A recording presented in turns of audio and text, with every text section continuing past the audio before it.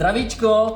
Dneska si společně rozbalíme první ohebný telefon od značky OnePlus. To je jako jedna z mála androidních značek, máme to spadlo. U nás se bude prodávat v jediný konfiguraci, 16 GB RAM, 0,5 tera úložiště a v takový krásný zelený barvě. Nebudu to okecávat, jdeme se na to podívat. Je to prostě vlajka se vším všude. Ježiš, to je krásný.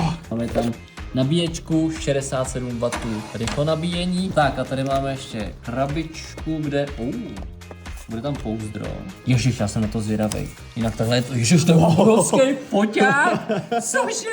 Ježiš, je to taková ta, co to je, láhvově zelená, nebo jak se to... Olivově zelená. Olivově zelená. Žádný pohyb. Taky ho nevidíš? Ne. Jak trošičku, Je tam cítit. Ale tím to nekončí, jeden displej má, ten cover display má 32 megapixelovou selfie kamerku a ten vnitřní má pak 20 megapixelovou. Myslím si, že Samsung má velký problém, můžete se těšit na recenzi. OnePlus Open.